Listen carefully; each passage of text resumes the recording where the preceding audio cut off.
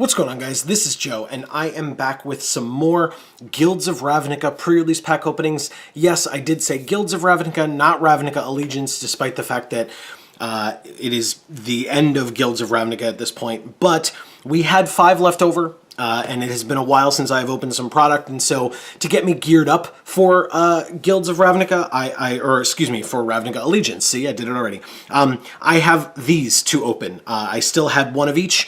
And I just wanted to get into it. So you can see all 5 of them here. This will be the first of the 5 videos. And I'm going to start with Boros. I'm going to be particular like I am and go in alphabetical order because that's what I want to do. And so we're going to start with Boros. The red and white guild. Let's zoom in so you guys can see. Good old Aurelia on the front. I started it a bit here, and let's see what we get. And then if you're unfamiliar with these kinds of videos, I'm going to open all the kits, or I'm going to open the kit. I'm not going to open all 5 in this video. I'm going to open the Boros kit in this video, and I'm going to look at all the cards, and then I'm going to build a deck off camera, and then I will talk to all of you about it afterwards. So awesome D20s that you get in here with the guild symbol and the 2 colors of the guild on the die itself. We have the 6 packs. We have the little insert here that they give you, as well as the little like rules insert and stuff. This is the little, I said insert, but it's like a deck divider thing. So those go on the side and get out of the way. And our promo card is a Legion War Boss. So I may have gone a little over the top with our lighting here, but here is our promo foil. That is awesome looking. Holy crap. But we have a Legion War Boss as our rare promo, which is not bad. Again, presumably we'd like to be able to build a Boros deck because we have a little soldier token which has an arena code on it. And they're going to be doing that again for Ravnica Allegiance. There's been some discussion in people's opinions on whether those should be limited to 1 per account or not, but they are. So yeah, we've got a Legion War Boss. For the rest of our seeded pack for Boros, we have a Boros Locket, a Rock Charger as an uncommon, very nice, this is a great card, a Goblin Crater Maker, so we can keep our eye out for cards that care about Goblin Tribal, because we have at least 2 now. We have a Healer's Hawk, very nice early drop for a Boros deck, or really any white deck. Swath Cutter Giant, a little expensive for the Boros deck, to be honest. Even if we play Boros, if we can, I probably wouldn't be playing this guy. A Skyline Scout, fine card. It can go in really any deck, like Selesnya would like this one as well. But yeah, in a Boros deck it would be fine. You can get your guy up in the air, and if you can pump him up or something. A Take Heart, very nice. Speaking of pumping things up, this is a very nice combat trick for either on offense or defense, although in a Boros deck, most likely offense. A Rubble Belt Boar. Oh, I mean, it's 4 mana, so it's probably going to be near the top of your Boros curve, but this guy can give a beating. I mean, he can have 5 power. He can give somebody else 2 more power, so again, another way to pump up your Skyline Scouts or things like that. Cosmotronic Wave, this is much more a, in my opinion, much more an is-it card, but it does make your opponent's creatures unable to block, so you can really just play this out and get in for that final swing of damage to win if there's like a board stall. We have a Wojek Bodyguard. It's a fine card. It's got Mentor. It can't attack or block alone, which your opponent can try to be a little bit hinky with, like killing your other creatures, and then this is the only one left on your board, which kind of feels bad. Fresh-Faced Recruit, great 2-drop. The fact that it's either color, so if you're screwed on one of your colors early in the game, you can still get this 2/1 with First Strike on your turn out. Garrison Sergeant, once again, not really for a Boros strategy. This is more for the Gates strategy, despite the fact that it is Boros colors, in my opinion, of course. Parhelion Patrol, this is a fine 4-drop. It's got Mentor, it's got Flying and Vigilance, so yeah, again, if you're in the later game and you've gotten your opponent down to a lower life total, but they've started to stabilize, this can really get you out of that. and a Boros Guildgate, which, you know, makes sense. It can help you cast your spells a little bit easier. So let's get into the packs themselves. We do have Aurelia on our first pack, but let's see if the packs will help push us in the direction of Boros, or if they are going to try to be, you know, trolly and point us in a different direction. We start with a fine card. It's a white card, and it's a Hunted Witness. We have an Unexplained Disappearance, Cosmotronic Wave again, and Intrusive Pack Beast. I love this card. Once again, for Boros, it's 5 mana, but if you're tapping down 2 creatures, you can really get in for, again, those last points of damage, because as an early aggression deck ends up having to do a lot, you're going to have to try to get through board stalls or big beefy creatures that your opponents manage to get out later on and try to stabilize themselves. After the Intrusive Pack Beast, we have a Spinal Centipede, a Crushing Canopy, a Pause for Reflection, a Watcher in the Mist. I like this card a lot, obviously not for a Boros strategy, but just being aware of like other good cards that we see in case we're trying to be pulled in a different direction. Like if we open all Dimir rares, this one's a great one to have. A Selesnya Locket, Direct Current, really nice. I mean, it's a direct burn spell, so we could use this if we wanted to. 2 damage to any target. So again, trying to get those last 4 points of damage in, this is your card. It's just going to take you, well, I guess it could take you 1 turn if you had 6 mana, but yeah. Might of the Masses is a fine uncommon in green. We have a very nice, a True Fire Captain. We didn't even get this in our seeded pack. This is a really good card. It does require 2 of each color. So again, if you're screwed on 1 color, you're not going to get this out on curve, and you really want to get this out on curve. An Inspiring Unicorn, once again, it is in our colors. It is a fine option for us.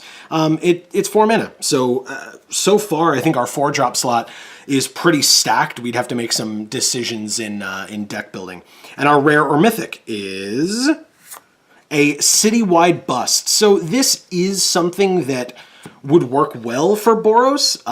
You're destroying all creatures with toughness 4 or greater, which, unless you're mentoring a lot, your creatures probably are not going to be that big because they're going to start really low and you're just trying to get in for as much damage as possible. But if your opponent puts out a bunch of, you know, big toughness blockers, this is a nice way to get through it. This might be a sideboard include, though, to try to get through some of those. Behind that, a Golgari Guildgate, something to be at least aware of, and a Bird Illusion token. On to the next pack, with Amara on the front. So far, still going well, it looks like, on the Boros plan. We have another Skyline Scout, very nice, whoops. We have a Passway Adept. Behind it you saw the Maximize Velocity. Not a terrible card. It does give haste, so if you have that 1 extra red mana, like when you play your True Fire Captain or something, and you want to get in for 4 damage immediately, plus using its mentor, not a terrible idea. Another Healer's Hawk, very, very nice. I like that quite a bit. This is a great mentor target, and it has lifelink, and it's flying. Like, the card's just amazing in a Boros deck, or otherwise, really. Vigor Spore Worm, a Severed Strands. This is a fine removal card if we end up in black for some reason. A Garrison Sergeant, once again, not really a good Boros card, despite it being in Boros colors for the Boros deck. A Deadly Visit, speaking of good black removal, that's good to know that we have those pieces. We have an Izzet Locket. This, if we really needed to splash blue for any reason, I haven't seen anything that pulls us in that direction, but this is something that's available to us. Another Might of the Masses, we'll keep our eye on that as well. If we need to move into green, having 2 of these is pretty cool. Another Rock Charger, though, is also pretty great. I like that quite a bit. I mean, you're giving attacking creatures flying, so more evasion on your little guys or even some of your bigger guys to get them in. Now that having 2 of these is very, very helpful. A Thoughtbound Phantasm is our 3rd uncommon. I'm not a huge fan of this card. I think it's fine for the Surveil deck. And our rare or mythic is A Watery Grave, very nice. I mean, obviously it doesn't quite work for our deck. Usually in pre-release kits, I'm not super happy to see rare lands, but this is a shock land. They're gonna keep their value at least to a degree, right? They'll go down and up here and there, but it's very nice to have a Watery Grave. I like this card quite a bit. Behind Watery Grave, I think we have a foil. We do. It's a foil rare risk factor. Okay. Interesting. The risk factor deck was a thing. I'm not sure how Ravnica Allegiance will impact that being a deck, but having a foil rare is not something that I'm going to ever complain about, especially one that at least saw previously play in Standard. So there you go. Risk factor. Not bad at all. Behind our foil rare risk factor, a Dimir Guildgate to go with our Watery Grave that we just opened. So now we have 2 more ways to make Dimir if we want, colors, and a Soldier token. Speaking of Dimir, we have this Dimir Agent on the front of this pack. And let's see what we have inside of it.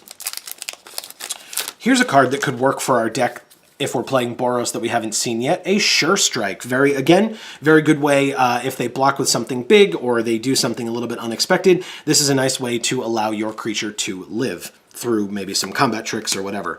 The other part of the citywide bust, we have Collar the Culprit. So this is the individual, destroy target creature with toughness 4 or greater. So we do it for 1 creature instead of all of them. Again, might be a nice sideboard include if we come across a couple of big toughness creatures that we want to die so that we can get in for those last points of damage. Dazzling Lights. Pretty cool art on this card, and it's got Surveil. Fire Urchin, despite it being red, this is definitely for the Izzet deck, not for the Boros one. Vigorspore Worm again.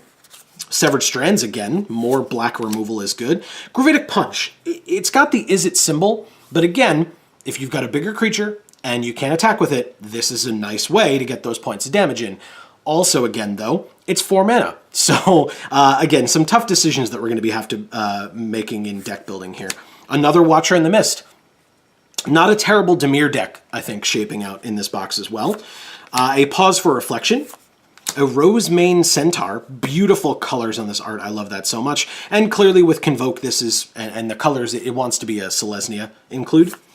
Speaking of Selesnya, we have a Ladev Champion as our first uncommon in this pack. Another Thoughtbound Phantasm. So yes, once again, Dimir also making itself known here in the Boros box.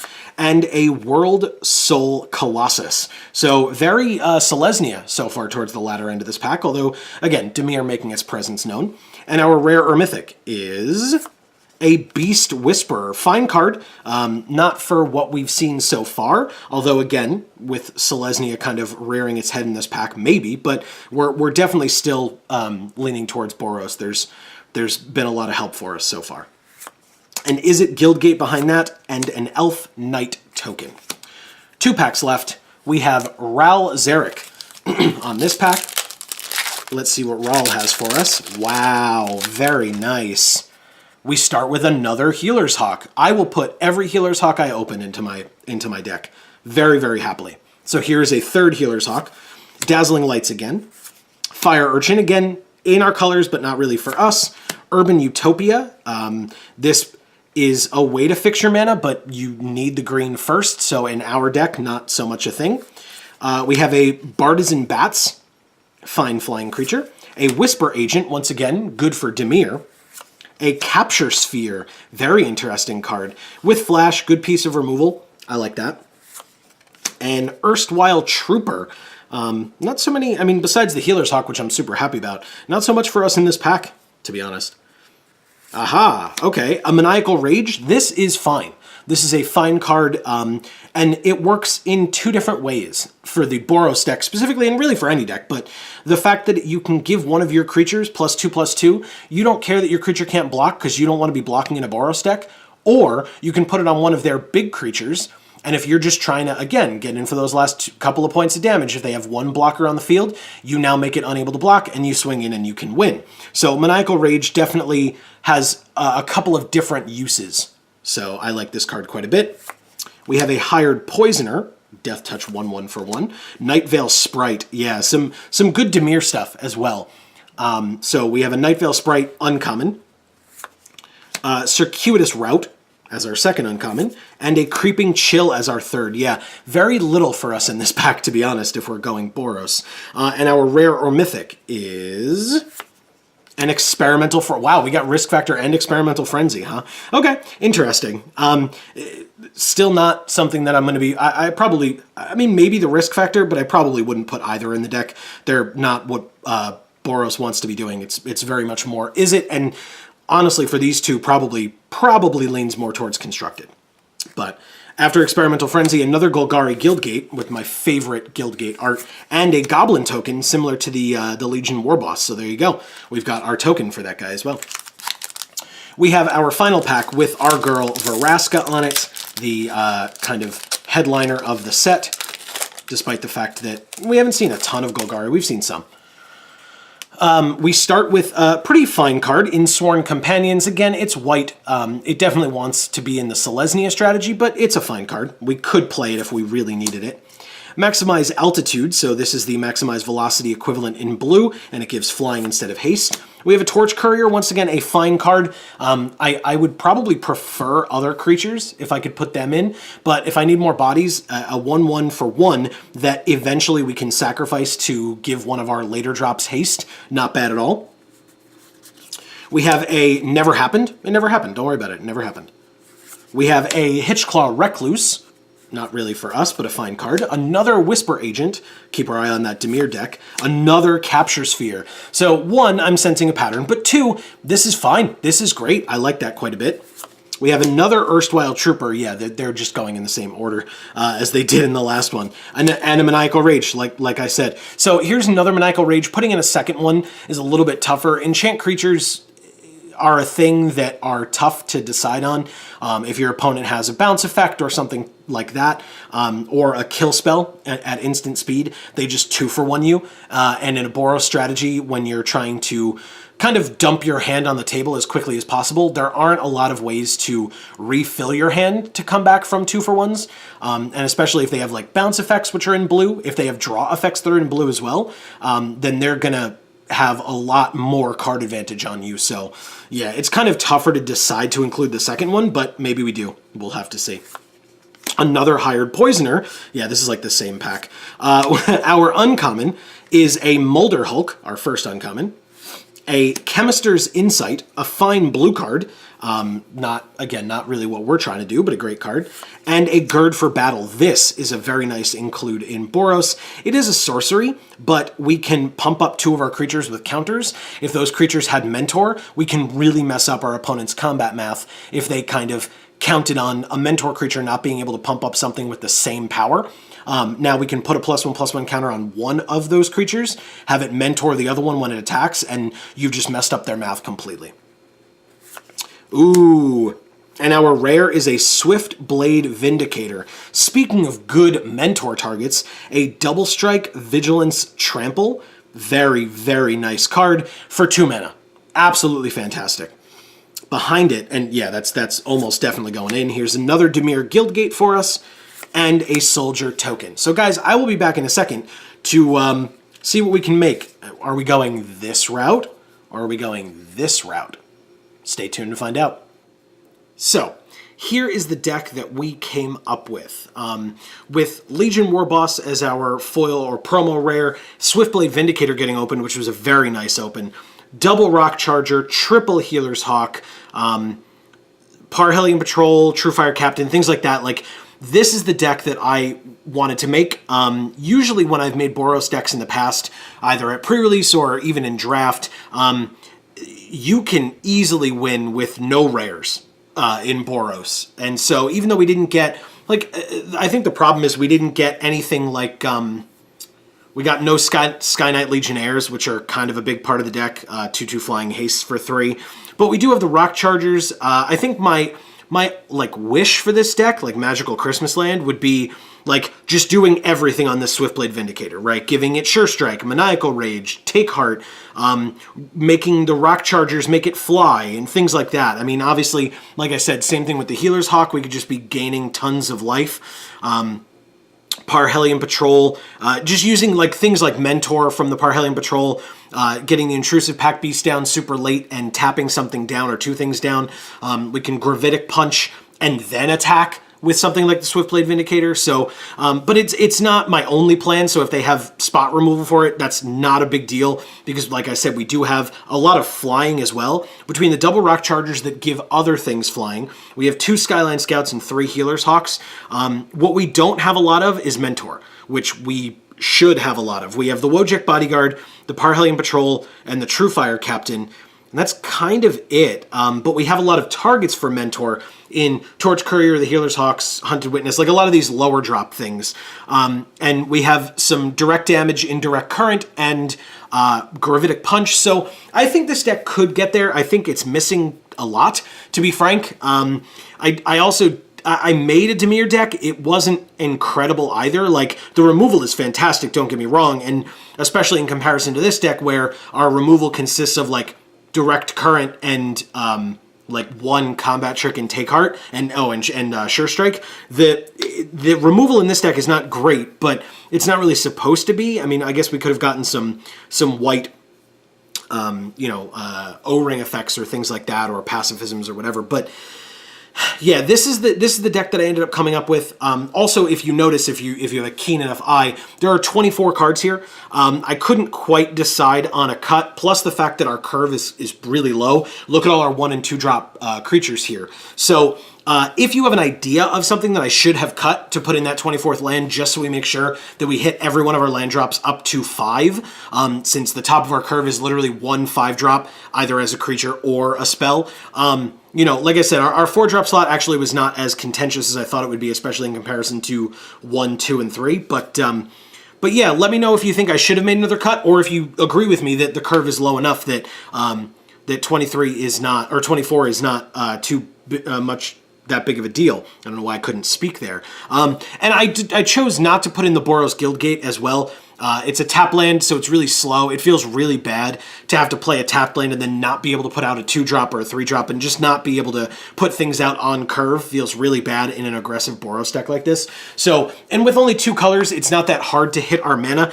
We are pretty evenly distributed. I mean, we're pretty heavy white in the early game, but then it kind of, I think, evens out later on, especially into our spells, kind of offsetting that. So this is the deck that I came up with. Please let me know what you guys thought of this video and this opening in the comments down below. I thought it was really cool to open both a foil Risk Factor and a Watery Grave in this kit. Doesn't quite pay for it fully, but those are really nice opens. And Watery Grave really loves me in the set. If you've been watching some of our other openings that we've done from Guilds of Ravnica, I almost have a playset of Guilds Watery Graves. I have a ton from other Ravnica sets though, so I definitely have a playset overall. But anyway, so I like I said, I really hope you enjoyed. Please let me know what you thought in the comments down below. Thank you guys so much for watching from the Geek for All YouTube channel. I have been Joe, and as we always say, in whichever video of ours you watch next, we will see you all next time. Thanks, everybody.